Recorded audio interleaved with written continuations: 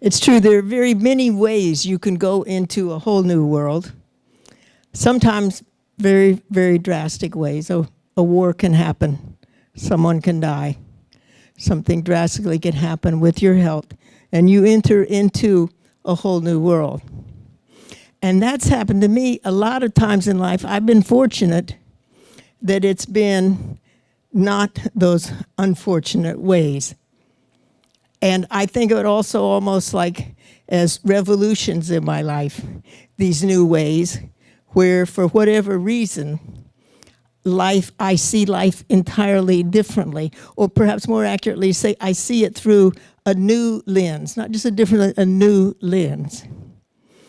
And I can think of examples like bird watching.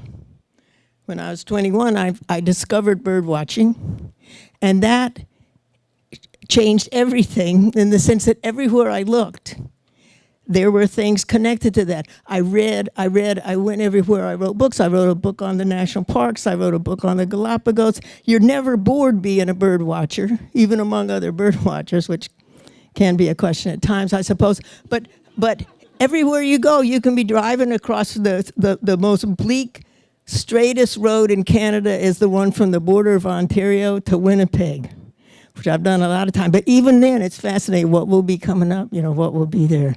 And then I think when I was in college, I was at Berkeley, and there was the free speech movement and went on and on with that stuff, got arrested and all. But as they talked with each day at these rallies, they would say, but what is really going on here?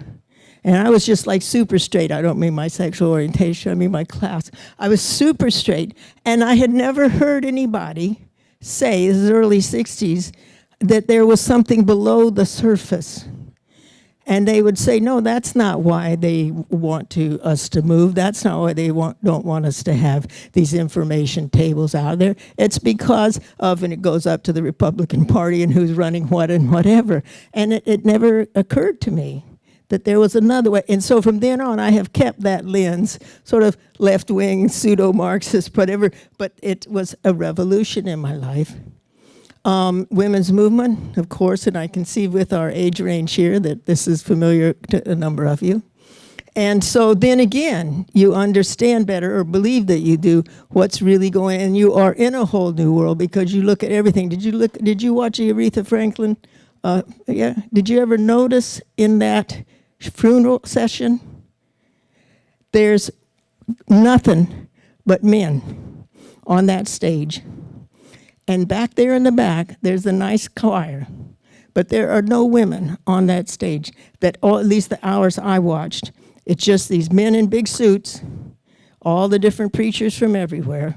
And we won't discuss the one that felt up Ariana Grande, right? But like you would not have, look, I mean, Aretha means a lot to me too, but I would not have seen that, and how I interpret that there's Aretha makes me feel like a natural woman, and there's nothing but a sea of men. So women's liberation stage, and then of course, especially given my bird watching interest, there is the environmental change. Let's just jump off a cliff now, I mean, but certainly the kind of awareness of what you believe to be, what I believe to be understanding of what's going on. And I debate every day thinking about my grandnieces and nephews, and it's an awful thought to think of those wonderful people that you do not envy the life ahead of them. Not just that you worry for them, but what are they going to be doing, scrabbling for water and stuff, So anyway, that certainly, though, I have to say, is a whole new world of thinking and of how to think. But I want to tell you today about my most recent one, and at 75, I think it's something that I'm still getting the new worlds and holding on to them. I decided that I would embark on an additional career. I mean, I am a senior, modest, limited income, and so I thought, well, you want to do something that you can do for a while. I actually did retail for a while, but you got to give up on that. Standing up 8 hours a day, no. Selling bird seed to people, even if you know about birds, no. You don't want to keep that up. And so I thought, okay, I will build on strings. You know that phrase, right? I'll build on strings. So I think, well, you got a PhD, you can read and write, whatever. So why don't you learn how to teach English as a second language? I thought, well, it's my first language. Shouldn't be a problem. I can teach other people. This was a mistake. So, I worked it all out. I read there's actually quite a shortage of qualified teachers of English as a second language. Thank good, they're going to need me. They won't matter about how old I am or anything. They'll hire me, they're desperate. So I sign up in this school. It's run by Immigrant Services Society. It is a marvelous organization and huge. And they're so huge that they have a whole separate language and career college. And I looked around, I compared cost to everything. They come out the best. And I also prefer, given my politics, that it's a non-government, that it's an NGO, not for profit. Very much a business, but not for profit. So I sign up. You have to show them that to be the teacher of second English, you have to have finished 4 years of university. I say, okay, I'm with that. They say, well, you have to bring something. So I bring them the PhD. I found my Ph.D. the certificate. I say, okay, here it is. I was glad I could find it. It's the first time I've used it since like 1975. But I get into this class, and there's just 9 people, and it is incredibly grueling. It is 5 days a week. 3 hours a day, plus homework for 2 months. And that is really very, very grueling to sit with that all that time. And as I say, there's 9 people. Only one of the other ones is originally English speaking. The other people are from everywhere. And it's not a refugee program. They have refugee program, but they serve immigrants, and many of the people were immigrants. Well, I was from the States, but they're quite the same. And let's face it, it was 70-something, and I was white. It goes a long way. But anyway, so there we are. And people were there was a woman from the Middle East. I get a little personal here, so I'm just being a little more general. From Eastern Europe, a person from Tunisia, a person from Malaysia, a person from China. Did I say the Turkish fellow? One of our teachers had been a refugee from Croatia, the Serbo-Croatian War and everything.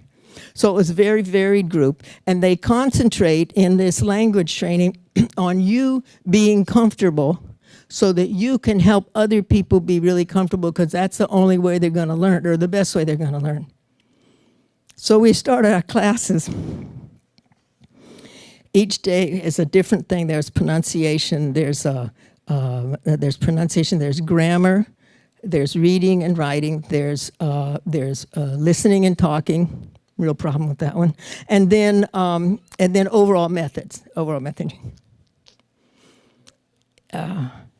So the grammar. The teacher said, and I'm still in shock, the teacher said, there are 12 tenses in English. Did you know that?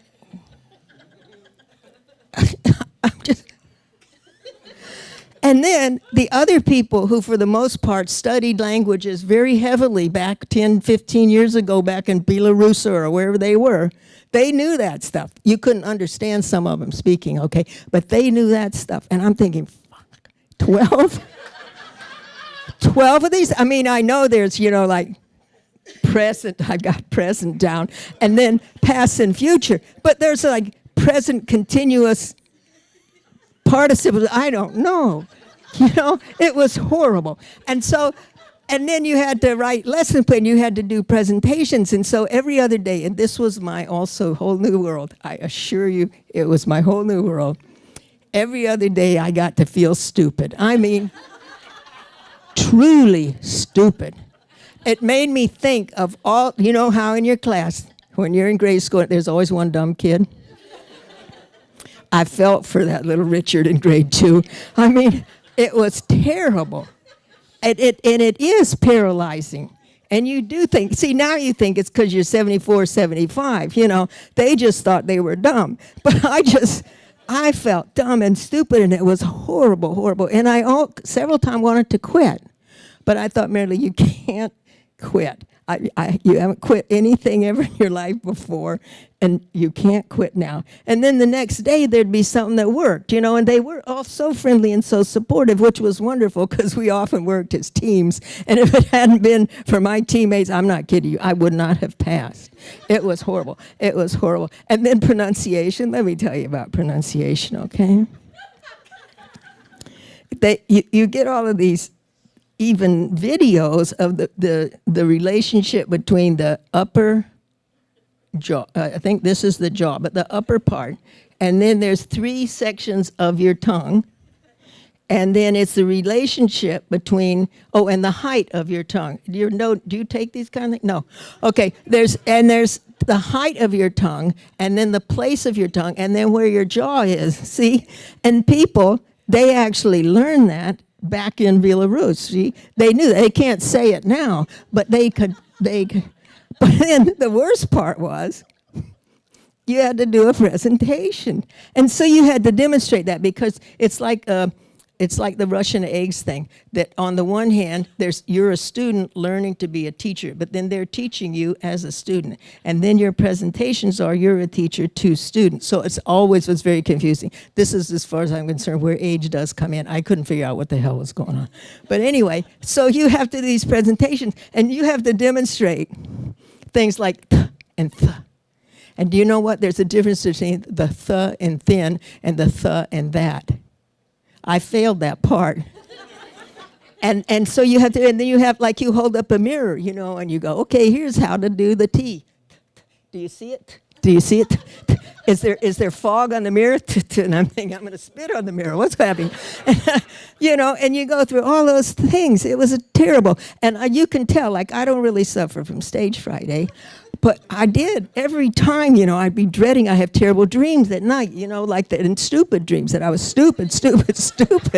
And then you'd get there, and in fact, you were stupid. And they would, and it's not just, you know, in comedy, because my friend Sid is a wonderful comic. She's here tonight. And you know, every once in a while, you get what are called pity laughs. She doesn't, but you get pity laughs. So at the end of each of these presentations, people, they would applaud, you know, but when it was me, it was pity applause. I got pity applause. I'm not kidding. It was terrible. But then there was all of this going on, and there was all of this new world, like, what is language? How is it put together? How is it articulated? And to look at it from the outside, because if you're from the inside, it doesn't help you, right? It doesn't help you at all. And in fact, it can get in the way, like with the Russian guy. He knew everything, so he never felt he had anything to learn. This is really an impediment when you're in a class. But anyway, but getting to know people, I moved more into this world because I listened to the young woman from the Middle East who had been a civil engineer and who came here, and, you know, as a regular immigrant. You cannot ladder into being a civil engineer here within any amount of time. And by then you have a family, your family came with you, you have children, you have other children. It's a whole other world for you. The person who had married a Canadian somewhere else came home and they were not the Canadian they had met them. Wasn't who they thought they were. And then here they are with a family, with children, with relatives. What did they do now in their life?